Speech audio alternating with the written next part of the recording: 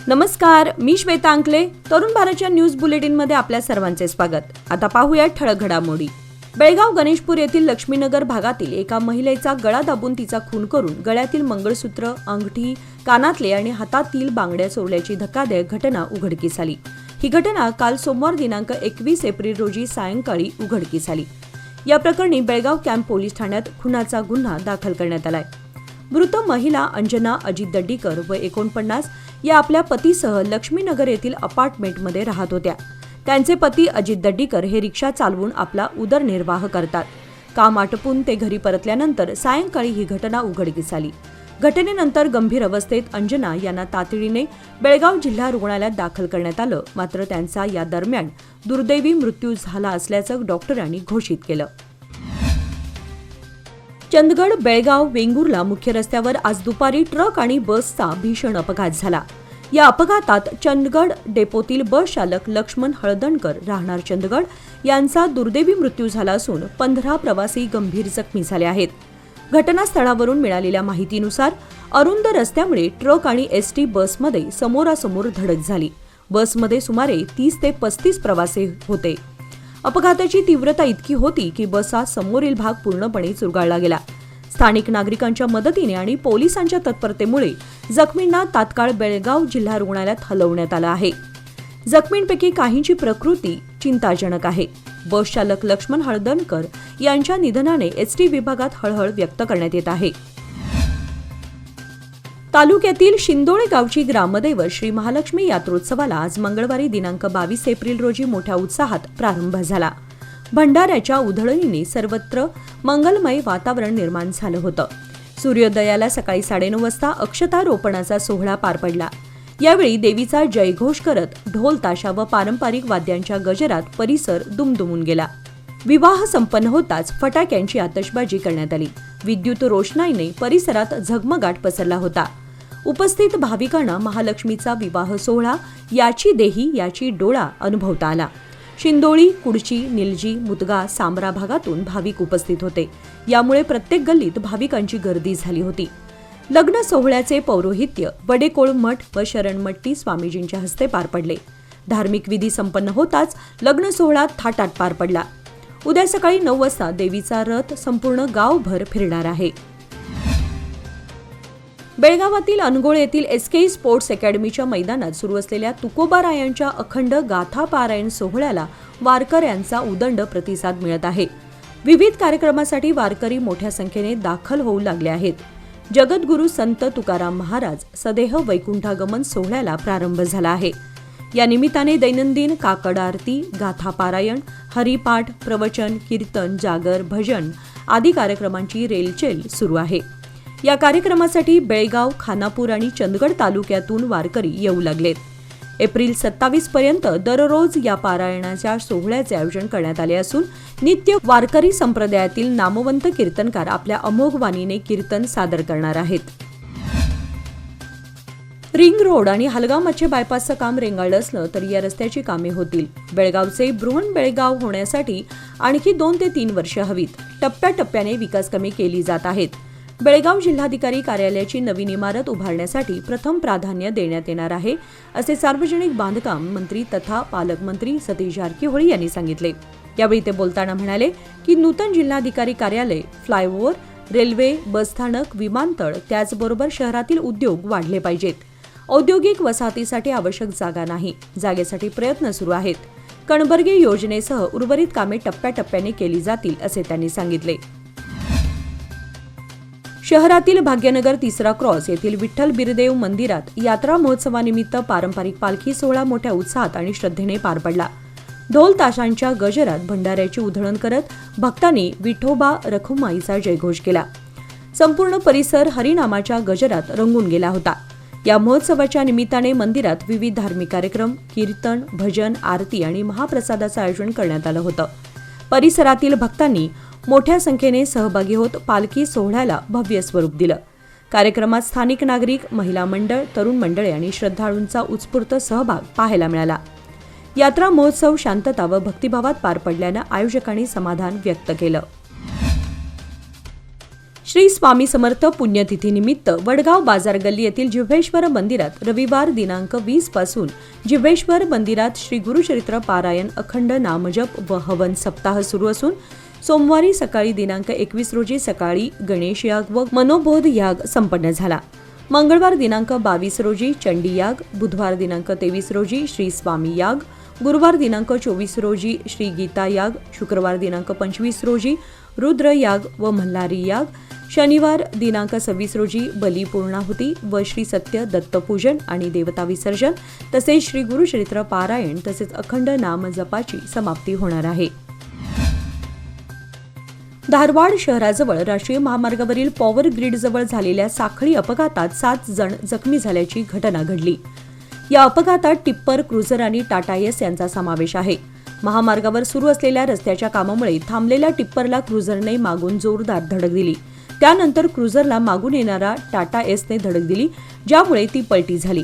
या अपघातात क्रुझर आणि टाटा एस मधील एकूण 7 जण जखमी झाले आहेत। घटनेनंतर तातडीने स्थानिक नागरिकांनी धाव घेऊन जखमींना रुग्णालयात दाखल केलं। जखमींपैकी एकाची अवस्था गंभीर असून या व्यक्तीला हुबळीच्या किम्स रुग्णालयात उपचार सुरू आहेत। या घटनेची नोंद ग्रामीण पोलीस ठाण्यात करण्यात आली। बेळगाव शहर परिसरात आज मंगळवारी दुपारपासूनच पावसाचं चांगलंच वातावरण झालं होतं, मात्र पावसाने हुलकावणी दिली, त्यामुळे बळीराजा चिंतातूर झाला। परिसरात दुपारी 1 नंतर ढग दाटून आले, आकाश काळेकुट्ट झाले होते। हा पाऊस केव्हा आणि किती कोसळेल याचा नेम नव्हता। दुपारी 2:30 वाजता केवळ 10 मिनिटे पावसाचे काही तुरळक थेंब पडले, त्यानंतर मात्र हवेत आणखी उष्णता वाढली। शेतकरी वर्ग पावसाच्या प्रतीक्षेत होता। मंगळवारी पावसाचं वातावरण झाल्यानं तो सुखावला, मात्र पावसाने हुलकावणी दिल्यानं त्याची घोर निराशा झाली। आता मोठ्या पावसाची प्रतीक्षा शेतकऱ्यांना लागून राहिली आहे। भारतातील शेतीत आधुनिकतेची नवी दिशा देणाऱ्या SBOF ॲग्रोस्मार्ट प्रायव्हेट लिमिटेड या कंपनीने बेळगाव स्थित ॲग्रीटेक स्टार्टअपने देशातील पहिलं AI सक्षम सर्वसमावेशक कृषी ॲपचे भव्य लॉन्च केले। सॅव्हिओ परेरा आणि स्वाती परेरा यांनी स्थापन केलेल्या या स्टार्टअपने हवामान बदल, बाजारातील चढ उतार, कीड प्रादुर्भाव आणि माहितीच्या अभावासारख्या मोठ्या समस्यांना टेक्नॉलॉजीद्वारे उत्तर देण्याचा उद्देश ठेवला आहे। या माध्यमातून AI आधारित हवामानानुसार पीक सल्ला, पीक पोषण व संरक्षणाचं परिपूर्ण वेळापत्रक, 24/7 चॅटबॉट सहाय्य, ड्रोनद्वारे औषध फवारणी व प्रिसिजन फार्मिंग, माती व पाण्याचे परीक्षण, शासकीय योजना आणि अलर्ट्स, ताज्या कृषी बातम्या शेतकऱ्यांना उपलब्ध करून देण्यात आल्या आहेत। सार्वजनिक बांधकाम मंत्री सतीश जारकिहोळी, आमदार आसिफ सेठ, बुडा अध्यक्ष लक्ष्मणराव चिंगळे, DCC बँकेचे अध्यक्ष अप्पासाहेब कुलगुडे व इतर मान्यवरांच्या हस्ते उद्घाटन करण्यात आले। उद्यमबाग येथील कलाश्री सोसायटी व उद्योग समूह आयोजित FD ठेव लकी ड्रॉ रविवार दिनांक 20 एप्रिल रोजी काढण्यात आला। यावेळी ममता झांजरे यांना 10 ग्रॅम सोने, मुमताज बेगम बी नदाफ यांना 500 ग्रॅम चांदी, निकिता माणिक निलस्कर यांना 43 इंची इलेस्टा LED TV, पुंडलिक भैरू पाटील यांना कॉर्नर सोफा सेट, तर पृथ्वीराज काशीराम पाटील यांना रोख रुपये 25,000चे भाग्यवान विजेते ठरले। यावेळी समूहाचे अध्यक्ष प्रकाश डोळेकर यांच्या अध्यक्षतेखाली झालेल्या कार्यक्रमात प्रारंभी प्रमुख पाहुणे चेअरमन नवहिंद कोऑपरेटिव्ह क्रेडिट सोसायटीचे chairman Prakash Ashtekar, Navhind cooperative credit सोसायटीचे vice chairman Anil Hundre, Hanuman society बैलूरचे चेअरमन लक्ष्मण झांजरे, हनुमान सोसायटी ओलमणीचे चेअरमन VP डिचोलकर, संगीत गुरुवर्य शंकर लक्ष्मण पाटील तसेच नॅशनल कुस्ती चॅम्पियन अतुल शिरोले आदी मान्यवर उपस्थित होते। समाज माध्यमावर प्रतिक्रिया देऊन 2 भाषिकात तेढ निर्माण केल्याचा ठपका ठेवून माळमारुती पोलीस स्थानकाचे निरीक्षक JM कालीमिर्ची यांनी DCP रोहन जगदीश यांच्याकडे शुभम शेळके यांच्या हद्दपारीचा प्रस्ताव ठेवला होता। 21 एप्रिल रोजी त्याची सुनावणी पोलीस उपायुक्त कार्यालयात न्याय दंडाधिकारी म्हणून रोहन जगदीश यांच्यासमोर पार पडली। शुभम शेळके यांनी वकील महेश बिर्जे यांच्यासह हजेरी लावली होती। DCP यांनी पुढील सुनावणी तारीख 7 मे रोजी निश्चित केली आहे। या सुनावणीवेळी advocate Vaibhav Kutre, advocate Rishman Riki, advocate Ashwajit Chaudhari, Dhananjay Patil, Manohar Hundre, Pravin Redekar, Ashok Ghagve, Vijay Jadhav, Kishor Marathe, Vaibhav Marathe आदी उपस्थित होते। येळ्ळूर येथील जागृत दैवत कलमेश्वर व ग्रामदैवत चांगेश्वरी देवीच्या यात्रेला सोमवारी सायंकाळी 6 वाजता मोठ्या उत्साहात सुरुवात झाली। यात्रेतील मानाच्या देवगाड्यांच्या मिरवणुकीनंतर गावातील इतर गाड्यांची व सजलेल्या बैल जोड्यांची मिरवणूक काढण्यात सुरुवात झाली। यावेळी तरुणांनी मोठ्या उत्साहाने गुलालाची उधळण करत वाद्याच्या तालावर नाचत आपला आनंद व्यक्त केला। यात्रेनिमित्त सर्व मंदिरावर विद्युत रोषणाई केली आहे। आज मंगळवारी सायंकाळी इंगळ्यांचा मुख्य कार्यक्रम असून त्याचीही पूर्ण तयारी झाली आहे। खानापूरच्या माजी आमदार आणि अखिल भारतीय काँग्रेस कमिटीच्या सचिव डॉक्टर अंजली निंबाळकर यांनी दुर्गादेवी मंजुनाथ दत्त मंदिर ट्रस्ट जांबोटी आयोजित धार्मिक कार्यक्रमात सहभाग घेतला। कार्यक्रमाची सुरुवात डॉक्टर अंजली निंबाळकर यांच्या हस्ते दीप प्रज्वलनाने झाली। यानंतर त्यांनी अरण महाराजांच्या मठातील धार्मिक विधींमध्ये सहभाग घेत मठाधीशांचा आशीर्वाद घेतला। या कार्यक्रमात मठाचे प्रमुख अधिकारी तसेच मंदिर ट्रस्टच्या पदाधिकाऱ्यांनी डॉक्टर निंबाळकर यांचा सत्कार करून त्यांचे स्वागत केले। उपस्थित भक्तगणांनीही त्यांचे मनपूर्वक अभिनंदन केले। या धार्मिक आणि सामाजिक वातावरणात पार पडलेल्या कार्यक्रमात स्थानिक ग्रामस्थ आणि भाविक मोठ्या संख्येने उपस्थित होते। बेळगाव तालुक्यातील बेनकनहळ्ळी येथील क्रिकेट असोसिएशनच्या वतीने तरुण क्रिकेटपटूंना व्यावसायिक पातळीवर सरावाची संधी मिळावी यासाठी क्रिकेट नेटची उभारणी करण्यात आली आहे। या नेटच्या माध्यमातून स्थानिक खेळाडूंना सरावासाठी योग्य सुविधा आणि मार्गदर्शन मिळणार आहे। भविष्यात राष्ट्रीय आणि आंतरराष्ट्रीय स्तरावर चमकण्यासाठी यामुळे मदत होणार आहे। या क्रिकेट नेटचे उद्घाटन ग्रामस्थ आणि क्रिकेट प्रेमींच्या हस्ते पार पडले। यावेळी गावातील खेळाडू, पालक व क्रीडा शौकीन मोठ्या संख्येने उपस्थित होते। तरुणांमध्ये असलेली क्रिकेट विषयक आवड लक्षात घेता ही सुविधा त्यांच्यासाठी मोलाची ठरणार आहे। येथील नेट प्रॅक्टिसची सुविधा नियमित सरावासाठी खुली राहणार असून गावातील इच्छुक खेळाडूंनी यात सहभागी होण्याचं आवाहन आयोजकांनी केलंय। तुमच्याकडे 500 रुपयांची नोट असल्यास ती बनावट नाही ना याची खात्री करण्यासाठी ही नोट योग्यरित्या तपासा। गृह बाजारात आलेल्या बनावट नोटांबाबत गृह मंत्रालयाने अलर्ट जारी केलाय। यामध्ये सर्वांना 500 रुपयांच्या नोटेकडे बारकाईने लक्ष देण्यास सांगण्यात आलंय। केंद्रीय गृह मंत्रालयाने हाय अलर्ट जारी करून म्हटलं आहे की बाजारात 500 रुपयांच्या बनावट नोटा आल्या आहेत। या नोटा अगदी खऱ्या नोटांसारख्या दिसतात। गृह मंत्रालयानेही यावर चिंता व्यक्त केली आहे। बाजारात आधीच चलनात आलेल्या 500 रुपयांच्या बनावट नोटांबाबत गृह मंत्रालयाने सोमवारी हाय अलर्ट जारी केला।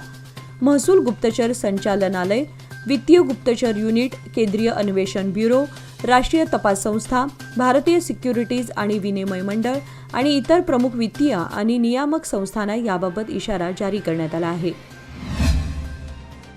हुबळी येथे झालेल्या रामनवमी कार्यक्रमादरम्यान विजापूरचे आमदार बसनगौडा पाटील यत्नाळ यांनी आपल्या भाषणात मोहम्मद पैगंबर यांच्याबद्दल अपमानास्पद वक्तव्य केल्याने मुस्लिम समाज बांधवांच्या भावना दुखावल्या आहेत। या वक्तव्याच्या निषेधार्थ अंजुमन-ए-इस्लाम कमिटी अथणी आणि जमियत उलेमा-ए-हिंद अथणी यांच्या नेतृत्वाखाली हजारो मुस्लिम बांधवांनी अथणी शहरात मोर्चा काढून निषेध केला। यावेळी आमदार यत्नाळ यांना अटक करून कठोर कायदेशीर कारवाई करण्याची मागणी केली। कर्जबाजारी युवकाने कर्जाच्या तगाद्याला कंटाळून पहाटे इंदिरानगर येथील राहत्या घरी गळफास घेऊन आत्महत्या केल्याची घटना आज सकाळी मंगळवारी 6 वाजता उघडकीस आली। अनिल रामू जाधव वय 32 असं मृत युवकाचं नाव आहे। अनिल याचा दाबेलीचा सरकारी दवाखान्यासमोर गाडा होता। त्या व्यवसायावरच त्याच्या कुटुंबाचा उदरनिर्वाह चालत असे। IPL बेटिंग खेळत असताना त्याला आर्थिक नुकसान झालं, त्यामुळे तो कर्जबाजारी झाला होता। कर्जदारांच्या वसुलीच्या तगाद्याला कंटाळून त्याने आज पहाटे राहत्या घरी स्वयंपाक खोलीत जाऊन गळफास घेतला। चिकोडी पोलीस ठाण्यात प्रकरणाची नोंद झाली आहे। नुकत्याच झालेल्या CET परीक्षेच्या दरम्यान बिदर व शिवमोगा जिल्ह्यामध्ये ब्राह्मण समाजाच्या विद्यार्थ्यांची परीक्षा केंद्रावर जात असताना तपासणीच्या नावाखाली त्यांचा अपमान करण्यात आला। तसेच त्यांच्या अंगावरील जानवे तोडून कचरा कुंडीत फेकण्यात आल्याच्या घटनेचा निषेध चिकोडी येथील ब्राह्मण समाजाच्या वतीने करण्यात आला। तसेच प्रांताधिकारी कार्यालयातील ग्रेड 2 तहसीलदार प्रमिला देशपांडे व तहसीलदार चिदंबर कुलकर्णी यांच्या माध्यमातून मुख्यमंत्र्यांना निवेदन सादर करण्यात आले। याचबरोबर आजचे बातमीपत्र इथे संपले। अधिक माहिती आणि ताज्या घडामोडींसाठी पाहत रहा तरुण भारत न्यूज चॅनल। तसेच आमच्या चॅनलला लाईक, शेअर आणि सबस्क्राईब करायला विसरू नका आणि विश्वासार्ह बातम्यांसाठी दररोज वाचा दैनिक तरुण भारत। धन्यवाद।